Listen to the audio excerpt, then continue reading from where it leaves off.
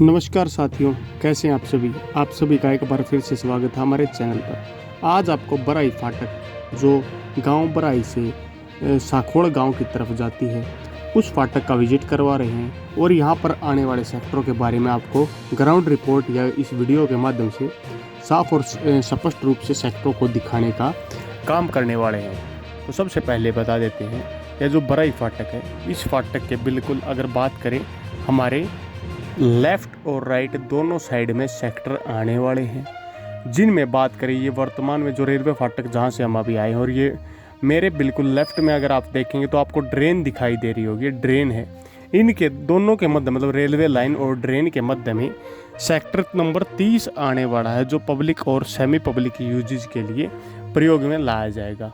इसी प्रकार अगर आप लोग मेरे वर्तमान में मतलब बात करें दाएं हाथ की तरफ बढ़ेंगे तो आपको यहाँ पर सेक्टर 48 आने वाला है, जहाँ पर 100 नंबर रेजिडेंशियल क्षेत्र के रूप में दिखाया गया है। यह बराई रोड का आप पूरा विजिट ले रहे हैं। इस वीडियो के माध्यम से आपको पता लगेगा कि कहाँ पर कौन सा सेक्टर आ रहा है। इस वर्तमान में जिस रोड पर, इस पर आपको चारों तरफ खेती योग्य भूमि दिखाई देगी।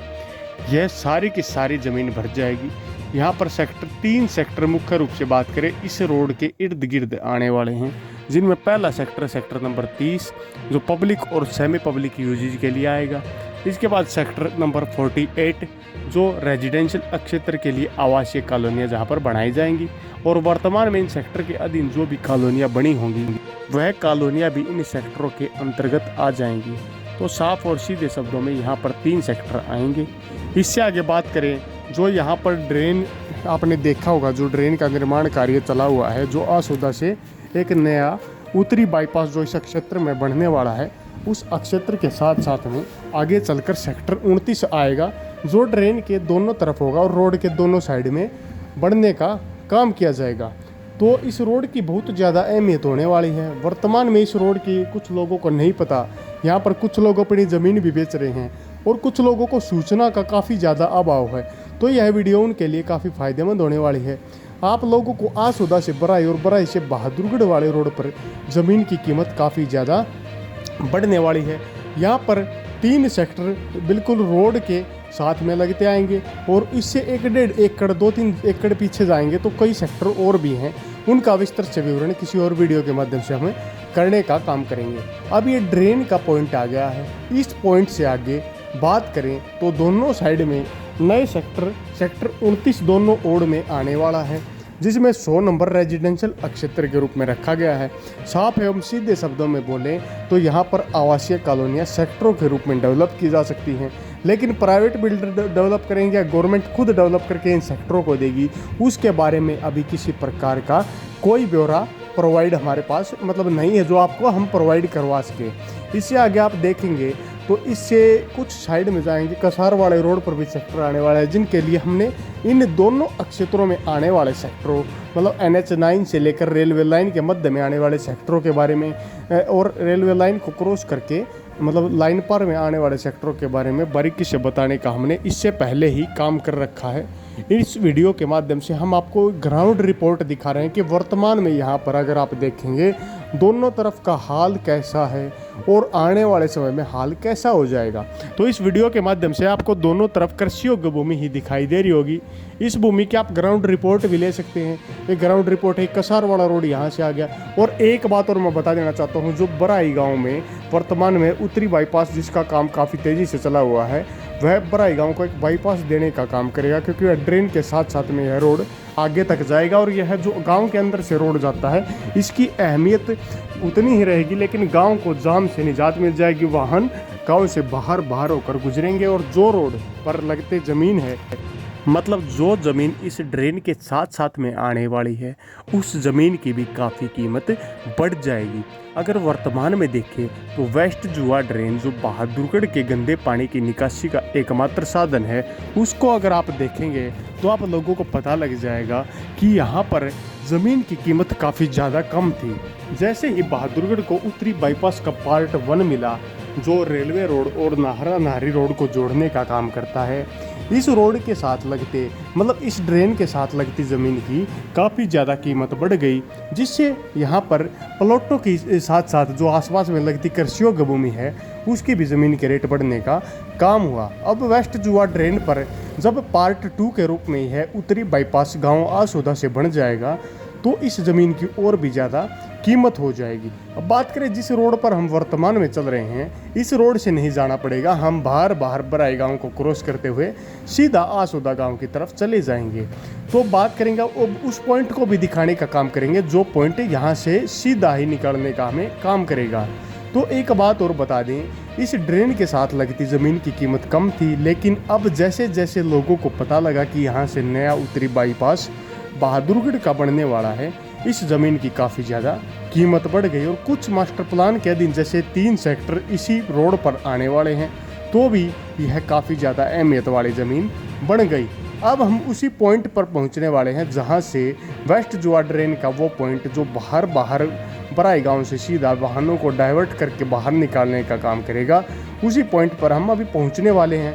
आपको उस पॉइंट की भी फुटेज दिखाएंगे और फिर वर्तमान में आगे भी चर्चा करेंगे कि आगे इस रोड का क्या भविष्य होगा। तो आने वाले समय में इस रोड का भविष्य बहुत ज़्यादा स्वर्णिम होने वाला है, क्योंकि बहादुरगढ़ में बढ़ते वाहनों के दबाव को देखते हुए नए सेक्टरों की आवासीय ज़रूरत काफ़ी समय पहले महसूस हो गई थी। उसी ज़रूरत को पूरा करने के लिए ऐसे सेक्टर बनाने का भी काम किया गया। अब हमारे सामने जो गाड़ी चल रही है, उस गाड़ी के बिल्कुल साइड में आपको वेस्ट जुआ ड्रेन दोबारा दिखाई देगी। इसके साथ साथ हम गाँव आसोदा तक जाने का भी काम करेंगे। तो वेस्ट जुआ ड्रेन का ये जो पॉइंट आ गया, इसके साथ साथ हमें लगने वाली ज़मीन की भी काफ़ी ज़्यादा अहमियत होने वाली है। और ये ऐसा पॉइंट बनने वाला है, जैसे आपने देखा यहाँ से जाखुदा गाँव का भी जॉइंट मिलने वाला है। यहीं पर एक आने वाले समय में एक ऐसा चौक बन जाएगा जो आने वाले टाइम में काफ़ी ज़्यादा फेमस भी हो सकता है, क्योंकि यहाँ पर एक ऐसा पॉइंट मिलना काफ़ी ज़्यादा संभावना के बाद ही मिल पाता है। अब आप देख पाएंगे रोड के साइड में, इससे पहले हमने दिखा रखा है कि साइड में काफ़ी ज़्यादा काम चला हुआ था। अब रोड के साइड में जो आप ज़मीन देख रहे हैं कृषि योग्य भूमि, इसको अभी ज़्यादातर में देखें तो एग्रीकल्चर लैंड के रूप में दिखाया गया है, लेकिन आने वाले समय में यहाँ पर फार्म हाउस या एग्रीकल्चर लैंड जो ये है, इसकी भी काफ़ी ज़्यादा अहमियत होने वाली है। अगर कैमरा हमने दूसरे एंगल में नहीं घुमा, नहीं तो यहाँ से बहादुरगढ़ का जो इंडस्ट्रियल एरिया है वो भली भांति और अच्छे तरीके से साफ एवं स्पष्ट रूप से दिखाई देने का भी काम करता है।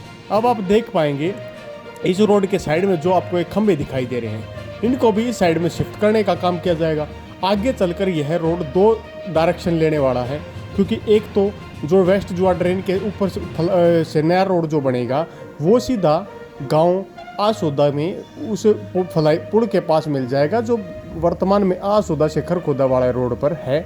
और दूसरा ये जो रोड है जिस पर हम चल रहे हैं, यहीं से ये डाइवर्ट होने वाला है, ये गांव आसोदा की तरफ में ये रोड चला जाएगा। तो इन रोडों की अपनी कुछ खास अहमियत होने वाली है आने वाले समय में, क्योंकि यहाँ से अगर जाखोदा गांव की तरफ आसोदा से जाएंगे तो यहाँ पर जाखोदा गांव के सेक्टर भी आसोदा गांव की सीमा से लगते क्षेत्र में आने वाले हैं। कुछ लोग क्या कर रहे हैं, कुछ लोग यहाँ पर एक अजीब खेल खेलने में लगे हुए हैं। वह यहाँ के किसानों को बहका देते हैं कि आपका क्षेत्र ग्रीन बेल्ट में आ रहा है। तो उन किसानों से भी मैं अनुरोध करना चाहता हूँ कि सबसे पहले वह यह देख ले कि उनकी ज़मीन किस क्षेत्र में आती है और आने वाले समय में किस तरीके से उनकी ज़मीन विकसित होने वाली है। किसी के बहकावे में न आए, ग्राउंड रिपोर्ट पर जाएं, वीडियोज़ को देखें, बारीकी से सुने और समझें, उसके बाद ही तय करें कि आपको क्या करना है।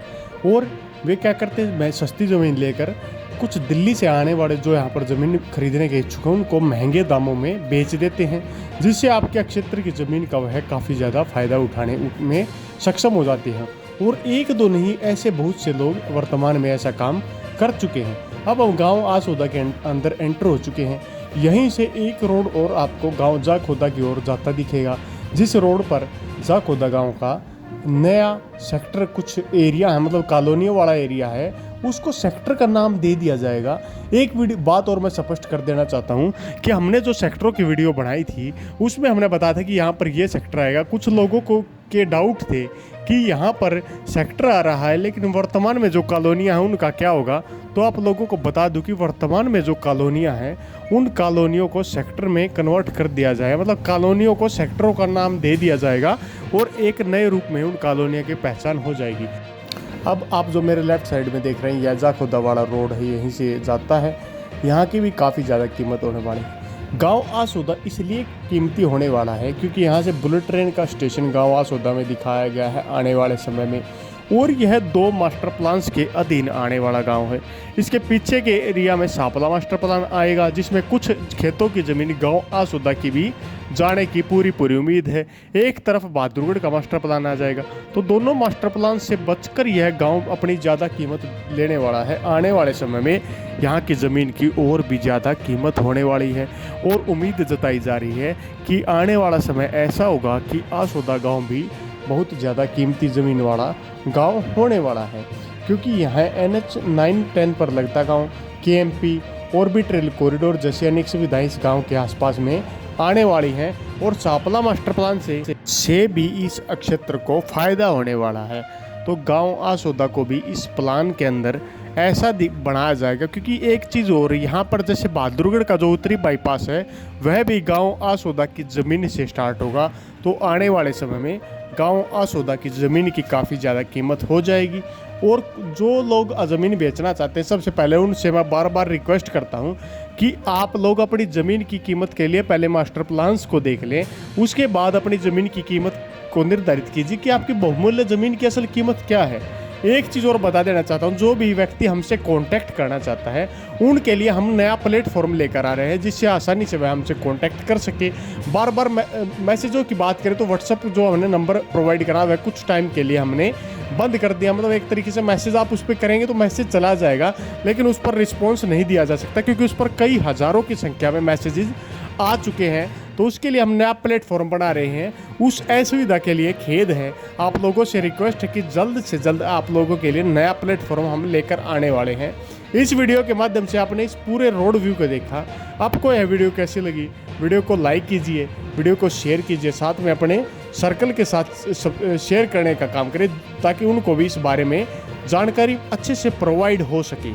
साथ में वीडियो को लाइक कीजिए। अगर आप चैनल पर नए हैं तो चैनल को सब्सक्राइब करने का काम ज़रूर कीजिए, ताकि हमारे द्वारा दी जाने वाली हर बारीक से बारीक अपडेट आपको आसानी से मिलती रहे। इसी के साथ आप लोगों से अगले वीडियो तक के लिए विदा लेते हैं। तब तक के लिए जय हिंद, जय भारत।